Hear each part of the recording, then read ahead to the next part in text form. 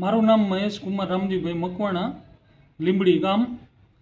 અહીંયા જૂની સોસાયટીમાં મારા સસરા મહાદેવભાઈ ગોવિંદભાઈ પરમાર જેઓ કામ પ્રસંગે બહાર ગયેલ હોવાથી મને આજે સવારમાં 5:45 થી આશરે 6 વાગ્યે જાણવા મળેલ કે એમનું મકાન તૂટેલ છે અને દરવાજા ખુલ્લા છે. તેથી જાણ થતાં હું તથા મારા પત્ની અમે આવેલ અને જોયું તો મકાનના મેઇન ગેટના તાળા તોડી નાખેલ હતા. તિજોરીઓ 4 તોડી છે.